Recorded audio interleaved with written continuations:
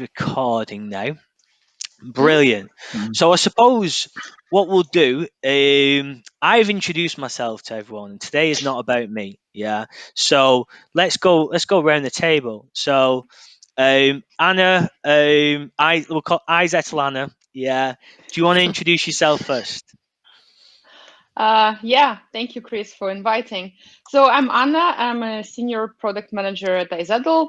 Have been with the company for more than 4 years. Currently, I'm leading a team that is responsible for developing experience for external developers. And also, we are working with a lot of partners in order to fulfill needs of our merchants through partnerships and integrations. Prior to this, I was building several teams at iZettle, which were solving different problems of our merchants, but my biggest focus was on growth, on market expansion, and also on delivering cross-company missions. Fantastic. Bruno, I can tell you're eager to go second. Sure. I'm drinking all my tea here. Yeah, hi guys. My name is Bruno. I have a versatile background. I also a business intelligence developer, but then as I moved to Sweden, I started, moving from business intelligence development to business development in itself, and then product management. And during the last few years working specifically product management, I've been particularly focused in products in its very early stage, usually B2B.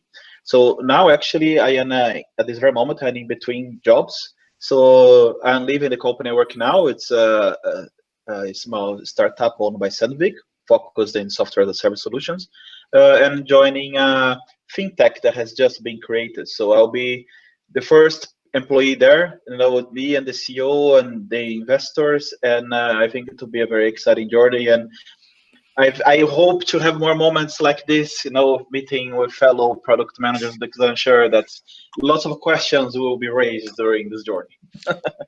Fintech. Yeah, yes. I'm glad. Yeah, because Bruno, you just competed against Anna straight away, just saying, I don't want any rivalry going on, please. Right, okay, let's nicen things up to the health tech arena. Olof. Yeah, Olof Söderbaum, joined Kry 1.5 years ago. I am old product management within telcos. I've been working for, I would say that I've been working for all telcos in Sweden except Tre, in different roles, but mostly within business to consumer. Mm-hmm. I'm schooled by Jan Stenbeck, which is also very, it's one of my biggest legacies and also biggest challenges going into working at Kry, which is totally different to what he did. But we're challenging the healthcare business. And at Kry, I am since February the growth product manager for one of our business areas, which is DigiFiscal Integration or DigiFiscal Healthcare, which means that we are responsible for both digital and physical healthcare. So maybe you've seen that we opened healthcare center in Stockholm that we did on 1st of September. So I'm responsible for making that happen. Here I can say growth. Yeah. Growth. So I'm gonna get pinged like every time at 5, 6 when people go home, they start sending all their IDs and comments about what we're doing and not doing, and then I need to solve those down. It's like, okay, let's see what we can do with those ideas. So, the backlog. Yeah. And finally, Anna with the best headphones in the group here. Yay! Of course. So basically, my background is that I'm an engineer from KTH, and I've been freelancing as a product manager. So I've been at lots of different companies. Most recently, I was at SBAB, and before that, I did a lot of e-commerce. So I was at Polarn och Pyret and Bonnier and magazines, and I also was at more like the media industry, so SVT, lots of different places. But I've always been focused around, product development and systems development, basically, because that's what I'm passionate about. I think that's basically it. Fantastic. Yeah, all very nice introductions. I'd put down 8 minutes for this. Yeah, you've managed to rattle through that. So I suppose let's crack on. Yeah. Olof, I've got you down as number 1. Yeah. Cool. Have you got your question in front of you, or would you like me to share the screen? Because You could present my question, but then I could just take over. I think we're all into the same challenge as I am. Perfect. So hopefully. If no one has an answer to the question, it'd be pretty awkward. So try your best, everyone. The question was, with changing patterns of work, consumption, and others, tech companies stand at the intersection of exciting opportunities and unprecedented crisis. How are successful product managers navigating the situation to gain competitive advantage for their companies? So I suppose, give some context. Got the context around is that, you all know that what happened in February. I was one of the first that got the coronavirus in Sweden because I was skiing in Ishko. So I brought it back to Sweden in the beginning of March. But what just quickly became clear for us at Kry, but also in general when I was speaking to my colleagues as well as friends, is that no business is immune. So there's been quite a few bankruptcies, companies that are defaulting in general, companies that are doing total pivots, going totally different way in their business model in order for them to succeed in a new business environment. Especially for you, Anna, I've been working with e-commerce as well as like Polarn and Pyret, and it's like how they need to change their business model to work. But for me, it's been very clear that the consumption behavior of healthcare has been dramatically changed in more or less than 6 months. Like before Corona, digital healthcare was like, it's like a hotline for doctors. Now it's business as usual and will most likely be the most dominant type of care for the upcoming years, together with vaccination for Corona. So that's why I'm keen to understand how you work with your products as well as with your companies in order for you to stand ashore with the things that are happening, because everything is changing like on a daily basis now, with directions and routines and guidelines that comes out from the government. Yeah. Just a general answer is to just keep track of what the consumer basically does, like how she changes her behavior, what trends are here to stay, and what are just, short time changes. And that goes like the same with the competitors, to keep an eye on them. And then also, obviously, like the government, what new regulations are coming and what are going to be here to stay and what are just here like a short time. So I think there's a lot more pressure to keep up with trends and to follow the data basically in these kinds of times. So have you implemented like new since we have like all the tools that are in place and all the companies says that they're data driven, but I doubt that we've been that data driven that we are right now, because we need to, because we have no idea what happens tomorrow.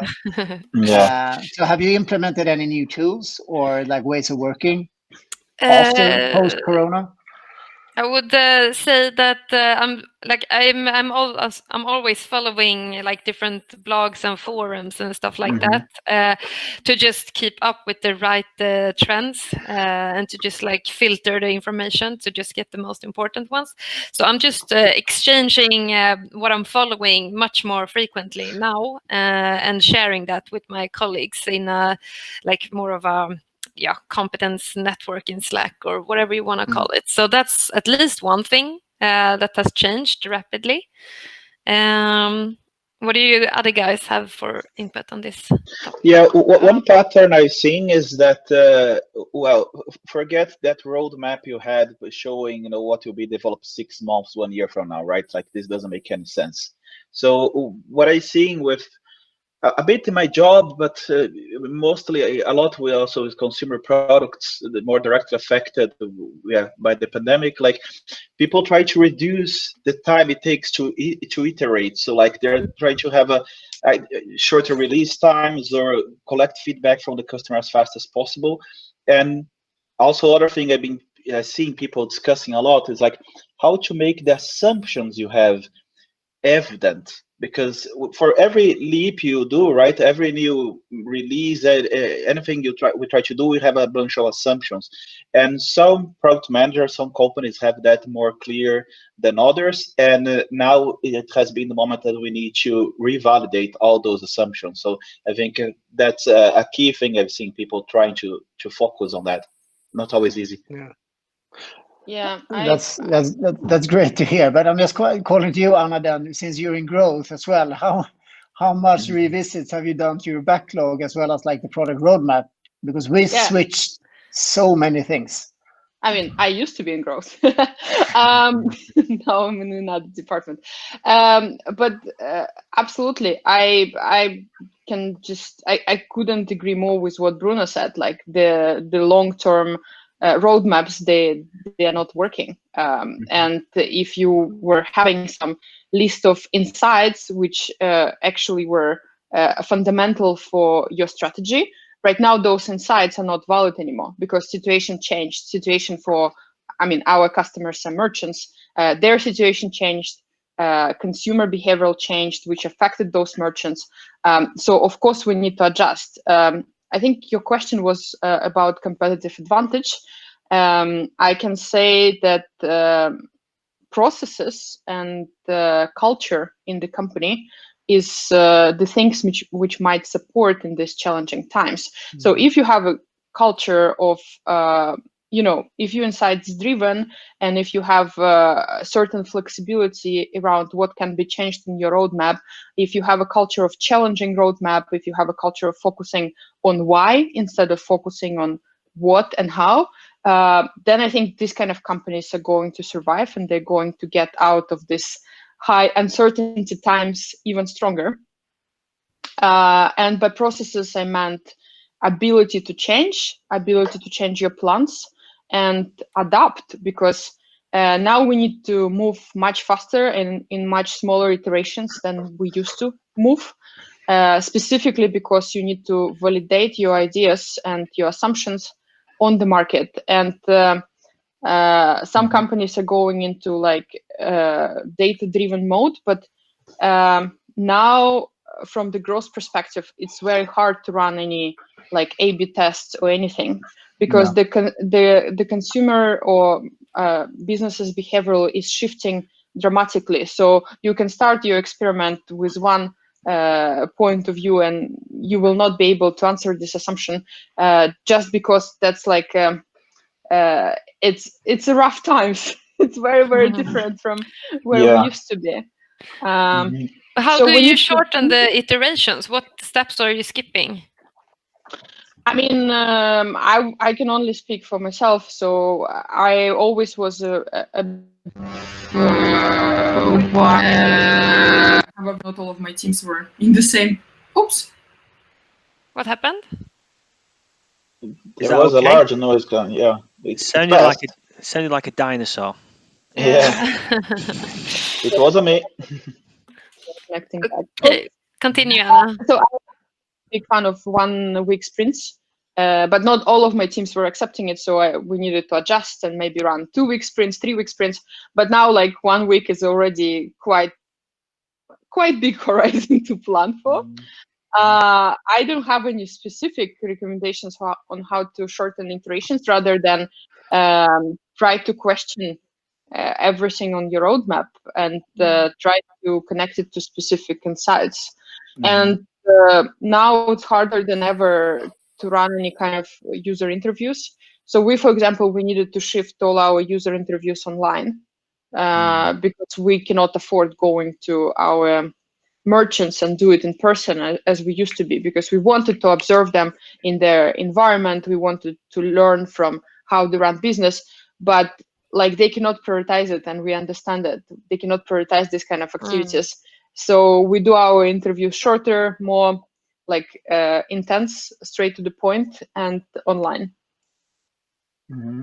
Yeah, I think what I try to look now also is that like the problem with when you are data driven for the companies managed to do to be so is that the data only tells the past, right? So like if, for example, I don't know, next week we get a coronavirus vaccine or something, it came again. If you get a coronavirus vaccine or something, then certainly the attitude of the people towards many industries will change, right? So one thing we've been discussing is that like how we analyze data, what kind of data can we get about the consumer, the user sentiment about your product, about the situation. Like the market research says that when a company, a service provider especially, really like makes a difference in a delicate situation for the customer, like when you arrived late in the hotel, you missed your flight, and the company managed to help you or something, like with any company, any type of experience. This is the type of moment when you really develop the loyalty of the customer, like it has a strong sentimental value for the customer. And I believe that this moment we're going through now, being able to cater for those customers, that fall in weird situations, bought a service, a product that doesn't make sense anymore. And so the flexibility of the company, the customer success management, is going to make a strong impact in how these people going to perceive the company afterwards. Does that answer your question, Olaf? I think so. It's still like we've been on the sadly say that we've been on the good side of this since like our core business is actually to taking care of Corona, and we had as much growth in March that we had for the full year of 2019. So it was like it's been a great year for us so far, but still we struggle to understand what this will actually mean for our consumers and how they will continue to interact with us, and in fact what way, and especially now when we're bridging and creating physical locations. It's like, how do we use them in best way possible going forward? And as Bruno says, data just tells us about the history, and it's so hard for us to look into UK right now. It's like, okay, now we're going to close down UK again totally. It's like you're not allowed to go outside. Okay, what does that mean for us? And to be honest, a lot of our partners, some of them is like they loses all the revenues and just goes out of business. And that doesn't mean that we're slowing down or we increasing our iterations and getting our go-to-market reduces that like 50%, but still they have no revenues at all. They can't do anything, and they just like need to shut down their business on from week to week. But good points. I think my view on it is just like to focus on ways of working, as Anna says, like, okay, how do you actually nail this on a daily basis and start prioritizing stuff that actually really matters, like what's important in real life, and try to trigger those points and to be relevant, like in that sense possible. But it's quite frustrating as well as challenging, since it's a pandemic. So. Yeah, it sounds like you need a crystal ball, to be honest. Yeah.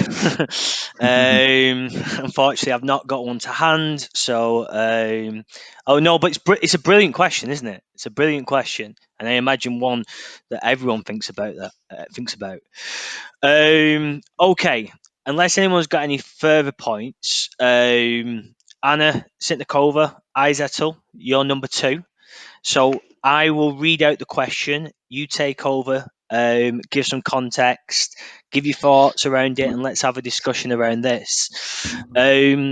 So Anna's question was, as a product manager, how do you make room for strategic work and research, given that you're swamped with operational and reactive work on a day-to-day basis? I can give a little bit light to this question. I mean, I understand that there is no right or wrong answers to this, and maybe something what will work for Olof might not work for me, but I would like us to share about it because that was my personal struggle for some time. Like when you have one or several teams and a lot of crises are happening, and you might be planning something for a week related to like long-term vision, research. You always need to, drop everything and get to help this crisis. So how to get out of things and like prioritize this strategic activities, prioritize more of research, or prioritize more of experiments, or any kind of, stuff which gonna pay back in the long term. That's basically the question. How do you do it? I'm feeling the same at Kry, since we have very strong investors, as well as like our founders are the small popes of the company. So they always have comments and thinking. And what I try to do is to push back and actually ask for more questions. So if there's a panic to do something, or if there's like, okay, this patient called me and said this and he did that, etc., I'm just pushing back and saying that I need more data than just having your gut feeling or maybe one patient or one consumer. So I'm trying, as Anna's like, asking back questions and also try to get more understanding of why it's so urgent for them, and then also place it on the board saying that, okay, this means that we will need to take away other things that we're doing this week. So which ones do you think that I should down prioritize? And it makes it's much more clear for them saying that, okay, I'll do this, but that does mean that we'll need to put this away for 2 weeks, and it means that we will lose those other things that you were longing to have. So try to put everything up on the board saying that, okay, you need to have the full picture. So it's also like an educational part of it, saying that, okay, this is how the business work, both from a short-term perspective as well as a long-term. So I think it's you're using a concept of trade-offs, right? Like, if I'm not gonna do this, then or if I'm gonna do this will be affected. Yeah, and that tends to be like the second step. I think the first step is actually, and that's hard now in Corona time, is actually to sit down with the person who's shouting or asking for the change, trying to understand why the change is that urgent. Because sometimes it's just that, okay, it's not that urgent actually, because the business impact is not that high, but for you it's urgent. Okay, I hear you, I can understand your frustration, but let's bring it to the context of the whole business. It's not that urgent. So is it okay if we do it next week or the week after that? And it tends to be like, okay, we had a good discussion. It's in your backlog. It's in your plan, etc., etc. And then if that doesn't work, I'll go into the trade-off. Yeah, that's a very good point. I had lots of problems like this in my job at Spotify. And I remember what we tried to do. The only way we managed to solve this is like, every time you have some stakeholder saying that their problem was the top priority, exactly as Olof says, bring everybody to the same room and say, okay, so should we be doing this to help the stakeholder A and not help the stakeholder B? And then these are the consequences for the company, right? And then when they need to say, not to us, but to the entire group, like, yeah, okay, fixing this X issue is more important than this other issue, then they think twice. So I think that's the one thing that helped a lot. And also, I think your question made me think a little bit about the team's culture. I realized that some teams, like some developers, they're more used to work, or the entire team, they are a bit more reactive in a way that's like they don't have space for interpretation. Maybe they don't have much knowledge about the product themselves. So every time that something goes a bit beyond what was drawing the line, then they need to call the product manager in. So I think I have the impression that when the entire team feels more ownership and more like a deep knowledge about the product, understanding the customer and so on, I think this helps a little bit for the product manager to not get exposed to lots of punctual small decisions and so, and only get involved in the big crisis, as you say. Another thing I wanted to add was that we had like with all of my stakeholders, we had agreed upon a priority matrix, if you want to call it that. So we said that 20% of the time was going to be spent on maintenance stuff, and like 50% was going to be spent on new development, and 30% on projects. So when someone come up with something, we need to categorize it first. So is it maintenance, like just like an issue, ongoing issue with the customer involved or something like that? Or is it just a new development, a feature that we want? Or is it more of a long-term change, like a more system change, or I don't know, manual report that needs to be done, or whatever, some figure needs to be sent in or something like that. So first we just categorized it. So then we had then it was obvious to everyone, because we had a visual board to see what we prioritized in that lane, so to say. So maybe just clustering the different initiatives. Yeah, we actually had done something similar in terms of initiatives. We also tried something we called on duty, because some of my teams, they were like receiving a lot of questions from stakeholders, from other teams. So we were picking up one responsible for a week, who is like basically distributing those questions and deciding should we like react to them, or should we postpone them, or should we put them into backlog, or should we ask more questions in order to even start discussion about them. This actually helped a lot for me as a PM to be less reactive, on everyone's questions. However, this kind of strategic initiatives which are going to pay back in a long-term horizon, it's still quite hard to prioritize. So another thing I tried is to prioritize it for the entire team, not just for myself, and then make the entire team focus on this, let's say, new hypothesis or new assumption, and then have like maybe shorter than design sprint, but like 2 days design sprint in order to answer some research question. And then we're like full-time focusing on it, and then it means I have less, I don't need to do it myself, right? And then I have less distraction from the team because I need to be involved in specific issues. So this helped, but I guess there is still room for improvement. And thank you for advices. I will try. One question though, like how did you organize that one person was answering or prioritizing all the questions coming in? Like, did you have a common mailbox, or like what? How did we you?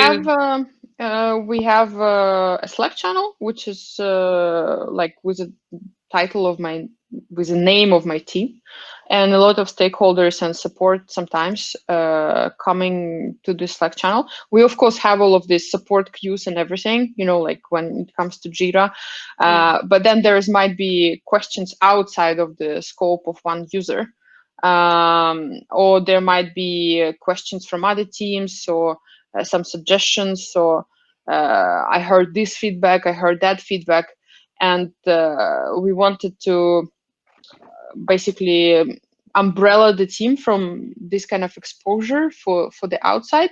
And it's either can be done by PM is receiving everything and filtering, but then it's like too much load on the PM.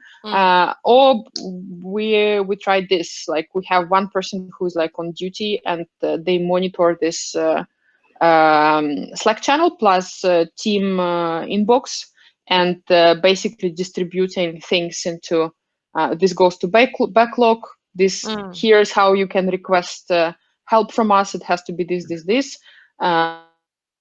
This should go to another team, but not starting to act on it. Like this is the common agreement we have. Like you're not trying to solve issues on the fly. You're just taking decision where it should go. And that helped, but as I said, there's always room for improvement. If there was coming someone in person, because that was a problem that we had, that people always came to ask one person in the team. How did you like shield yourself from that? automated reply. Please contact this email or this Slack channel, like without reading. And Oh, no, that they come to you in person, like knocking on your shoulder. Like, how do you? I mean, I don't have it anymore since March. Nobody but my husband can knock my shoulder.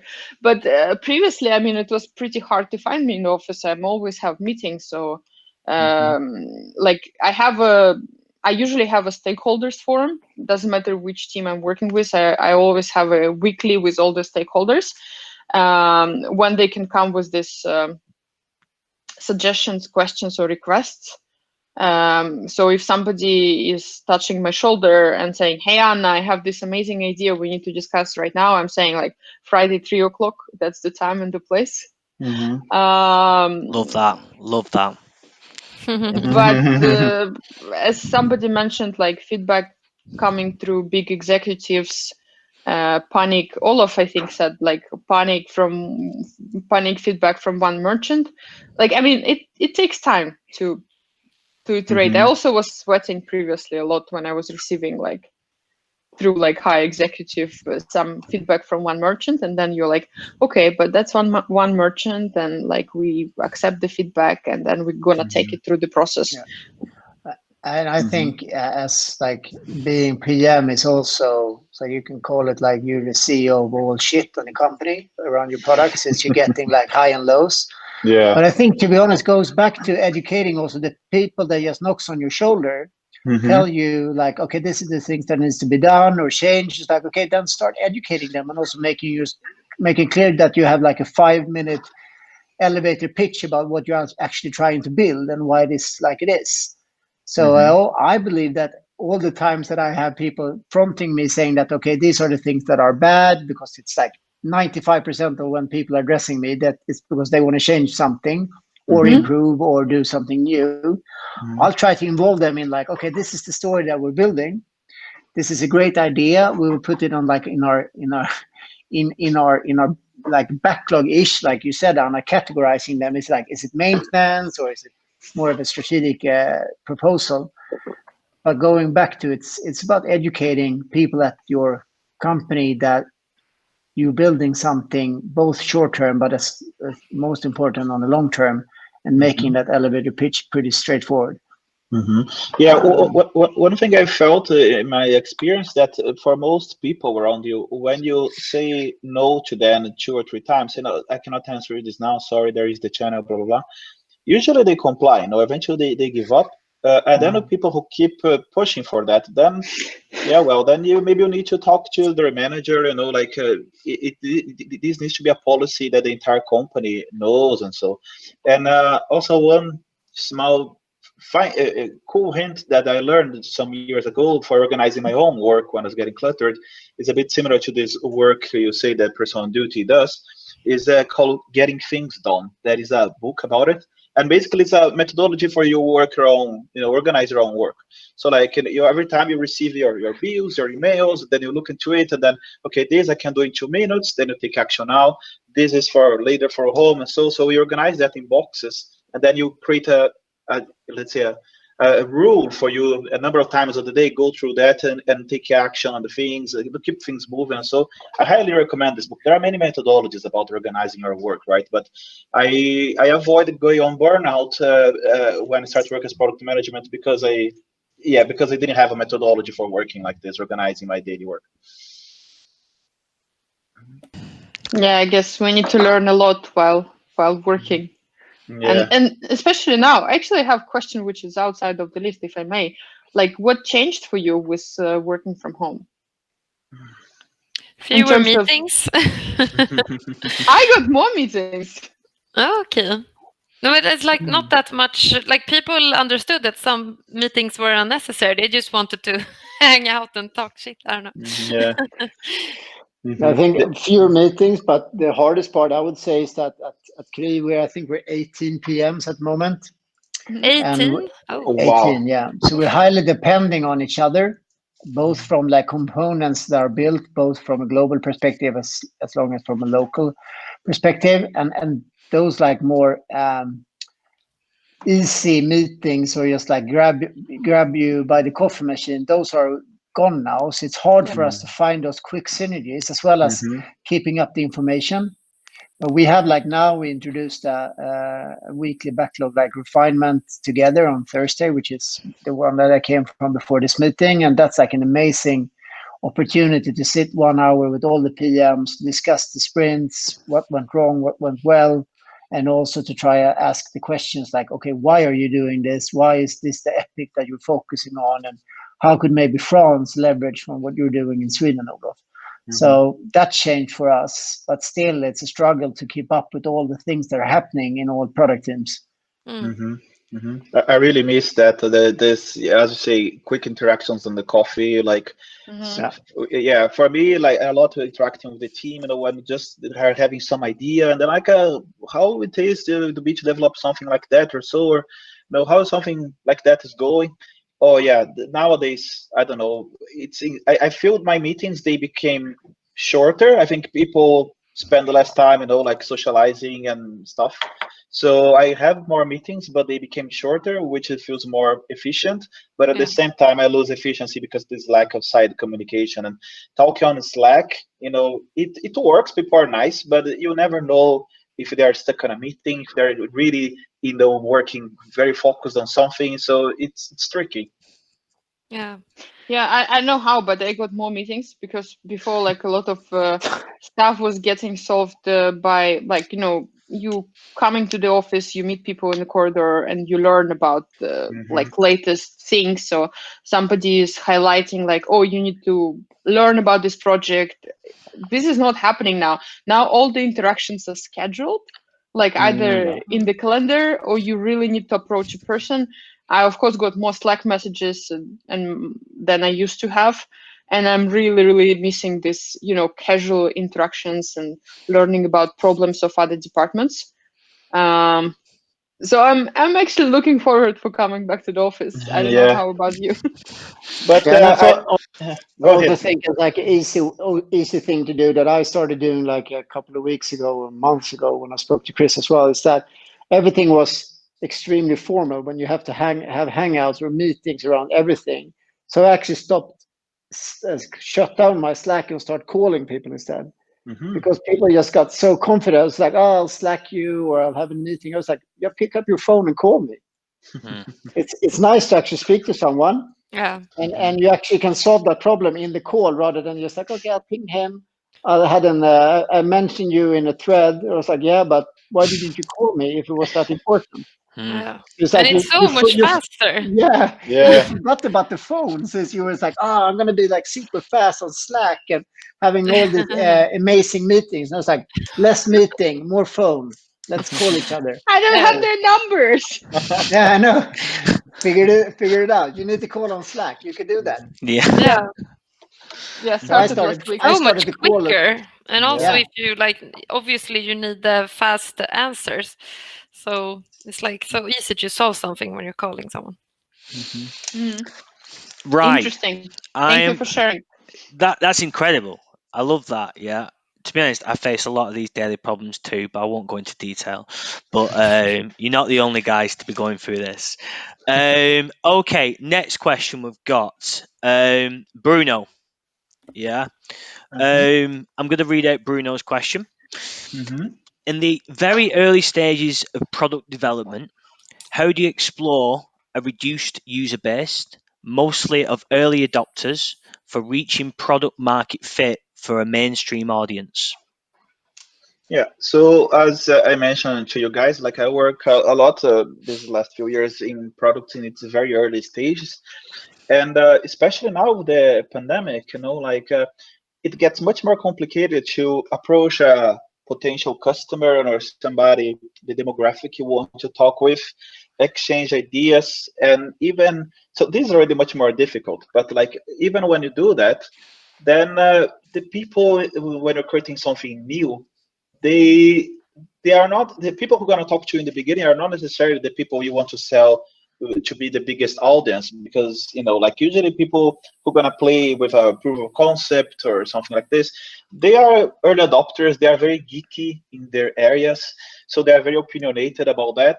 And then, but ultimately, these are mostly the feedback, the type of people who give you feedback. But and it's important to listen to them, but you need to keep looking at the mainstream of your audience. So, like, have you guys been through that? And do you guys have any advice on how to survive on this?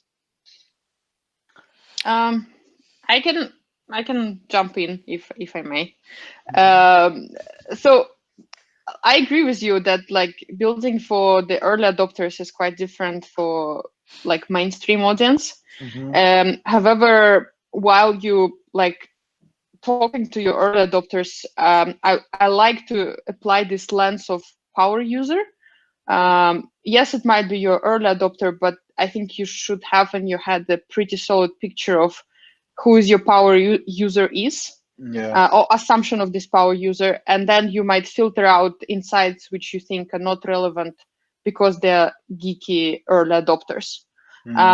That's one part. Another part is like I'm a big fan of when we talk about early product market fit and like validating your ideas on the market before even building it. I'm a big fan of things like a fake door test.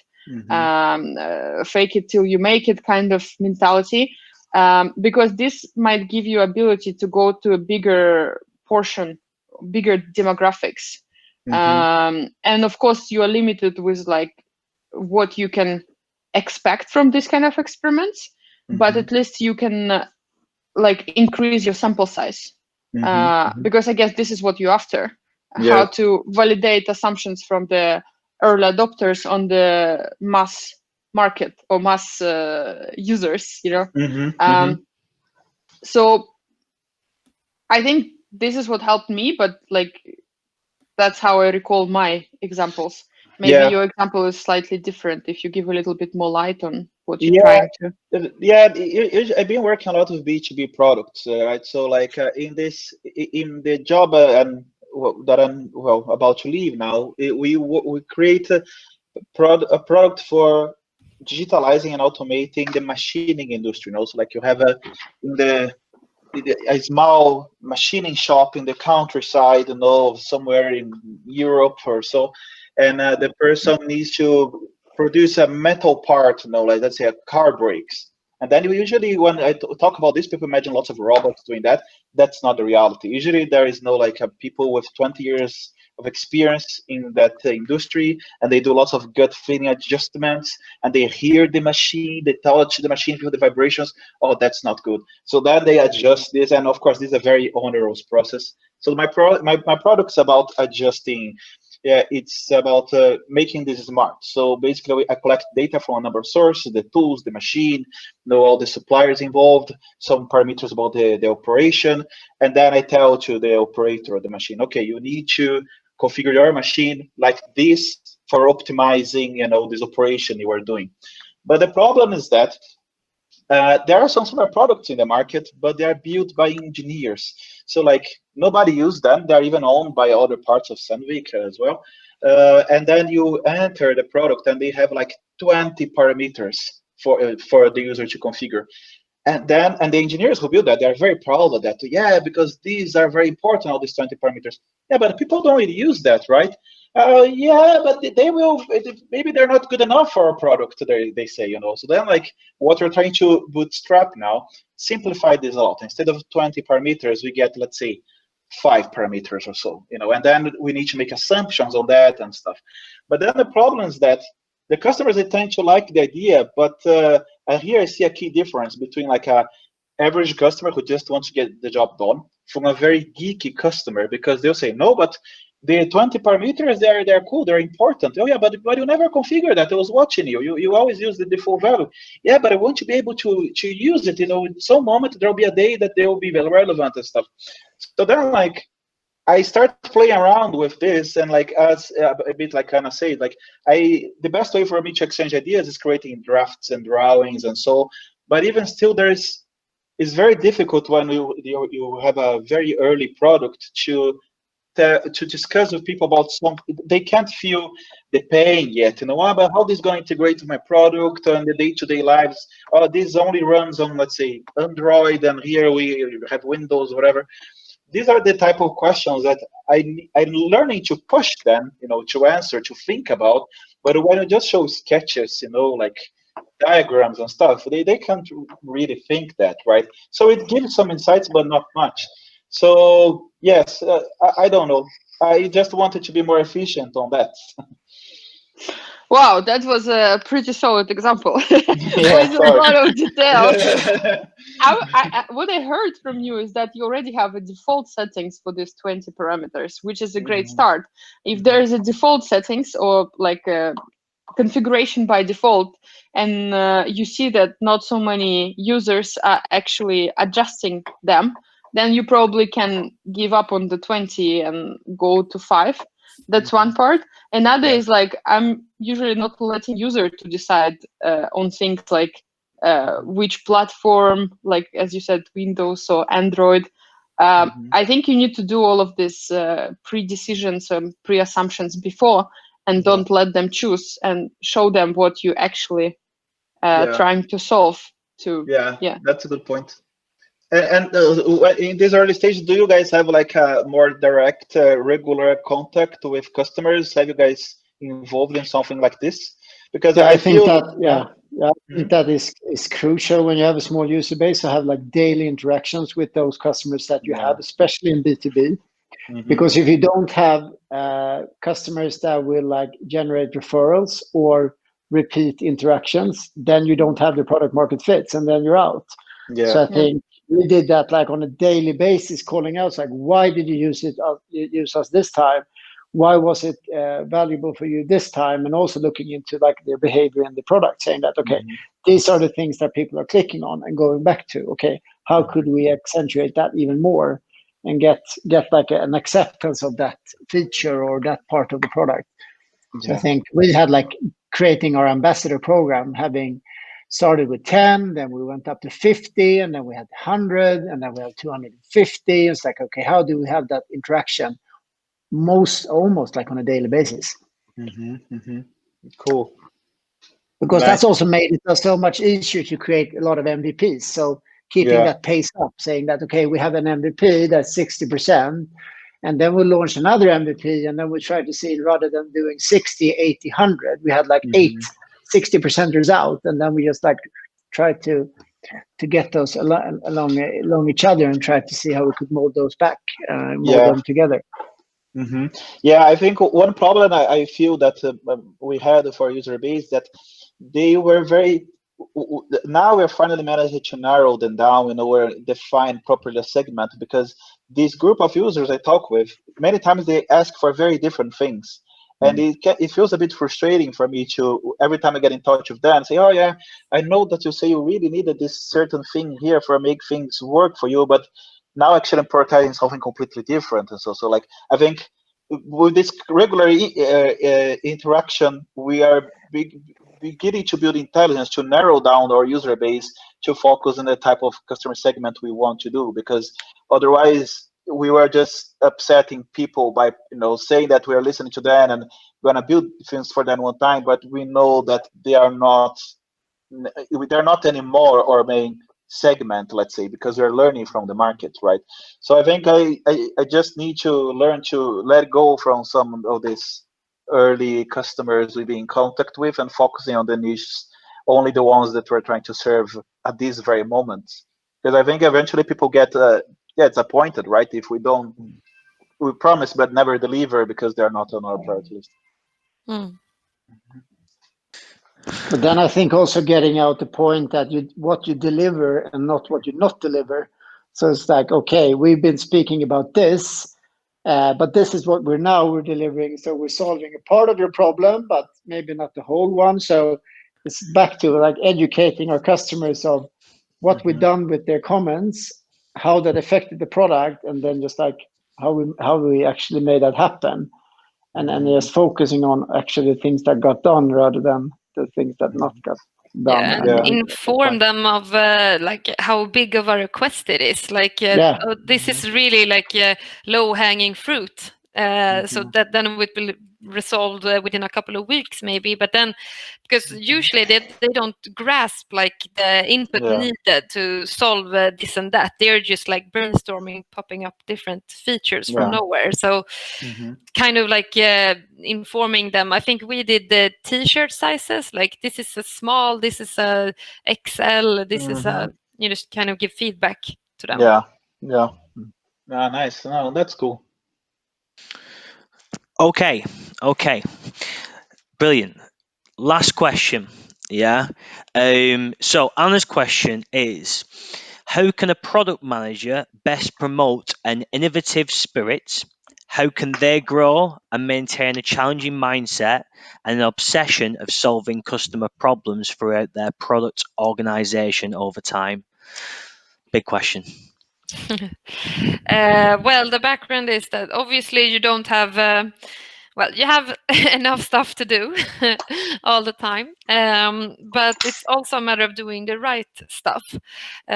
So, and sometimes like I love the times when like developers or designers or anybody else just pops up an idea of a new feature and just like shares that straight away, and we're like evaluating a little bit, and I take it to, back to the stakeholders, and we have a evaluation and stuff like that, and then we decide to do it, and we like fly with it, and it goes so well, and it's just like this fairy tale story that happens once or twice, but it's just like the best feeling ever to be able to deliver and take something from within the team, basically. So just building that spirit so that people dare to be innovative and challenge. What kind of input do you have on that? One thing I learned from that every time I now that I changed jobs recently is have a very deep conversation with the people hiring you and the leadership about this, because I think product manager, this influences a lot, of course, your work as product manager, but creating a work culture in which people feel comfortable, sharing seed ideas, trying things and failing, and so like this depends a lot of the leadership of the company to implement the culture, and we are just one part of it. So I think the best thing, the first thing to do, in my opinion, would be this, like making sure that you have endorsement from the company, practical endorsement for pushing for innovation, and then here comes all the ideas, we can discuss how, but like for doing this change. I think having this huge company culture about around innovations is very important. However, it's quite hard for one person to influence it, So I think the culture within the team is equally important. I think it's, if I recall it correctly, Marty Kagan said that like engineers are the main source of innovations. And I really believe in this. So I'm trying to look at this from the angle that I'm helping them to focus, not just engineers, but designers, analysts, everyone on my team. And I'm trying to provide them the most necessary information needed in order to solve specific challenge of our customers, users. However, I'm never telling them how they should solve it. So I'm always focusing on the why part. Like this is what we're trying to achieve. This is why it's important for users. This is the problem which they're experiencing.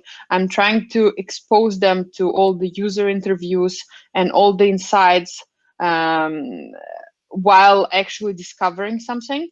And this makes them think about these problems, and that makes them generate these innovative solutions. Because sometimes it could be that you as a PM thinking about this problem much longer than anyone else on your team, because you had some pre-research or like insights coming through your stakeholders, and you immediately, like that's the human nature, you immediately start running into solutions. And based on your expertise and where you sit, that might be the best suitable solution. But your teams and your engineers and designers, they know much more about the domain. They're the real experts in this domain. So try to suppress this feeling of like, I'm going to go and share with them a brilliant solution. Instead, like give them this why and let them find the best solution. Yeah, that would worked for me. And then we were ending up in a in solutions which were like amazing from my point of view. Like I would never ever think about it, or I would never ever solve it this way. So yeah, sometimes you just need to shut up and Exactly. Yeah. And then you're also Yeah. like forcing the developers to really understand the problem, because Yes. lots of different developers, they're just like, they're just like coding. They're not like really like putting their mind into the business side of it or the customer side of it. They don't even use the product themselves and stuff like that. So the only thing is that they're coding and they want the requirements to be put down on a paper, and then you can just like code all day. But I love the how you are encouraging them to think for themselves. That's really good advice. But I think also I've struggled with the same thing, but I want to come to the point that the developers find out the why by themselves. So actually coming to me saying that, okay, I have found a loophole in the system, or I have an idea that our technical platform actually can enable. So both that I let them have the why from me, so like all the things that I've been driven, but also I want to have it on the other way around, that they can come to me and say that I have thought about something for a while, and this is the why. And then so getting that mindset, and that I think goes back what you said, Anna. Okay, how do you get developers out of their technical coding like focus to actually saying that, okay, how do we bring value on an everyday basis to our patients or to our consumers or customers in general? Because I listened to Martin Lorentzon's summer speech this summer, and he was like, yeah, my key enabler for being successful was that I had a great understanding of the technical possibilities. And that's what our developers have, because they have an amazing technical understanding of what, for example, in Kry, our platform could actually do. But I want them to start thinking, okay, how could them actually make sense for our patients? And we're not there yet. So I'm also trying to find the best way of doing that, because we have some amazing developers doing that. Exactly. That now our PMs are actually product directors, but the mainstream developer are extremely good at getting the requirements, doing that in like 3 days, and then we're done. Exactly. And they have no idea why they're doing it. Exactly. Yeah, I think this that you say relates directly to what Anna also mentioned, that like when you shared responsibility of, I don't know, we have this new need, this new feature, and instead of bringing the solution straight away involving them, I think I feel that we are referring to a certain sense of ownership that developers have, and this causes them to understand better the whys, right? So for me, I worked a lot on running like discovery sessions every time we need to pivot the product, or trying something new or so. But one thing I'm trying to and learning how to make space for is this type of developer we talk, who is more like maybe he cares too much about coding, or maybe he's just too much shy or introvert. So it's important also to know your personality of your team well and try to make space for that person, maybe not in front of everybody, but reach out to you some other moment and exchange some ideas about how something could be built and so.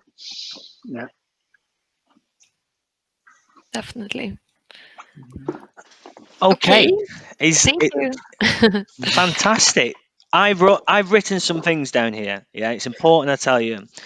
Yeah, and these are what I thought about the conversation here. Polite, intelligent, insightful, informative, and I'm just lucky to have such an incredible 4 people. So thank you so much. Yeah, because it was great to listen to, and you're all incredible, to be honest. So thank you. Thank you.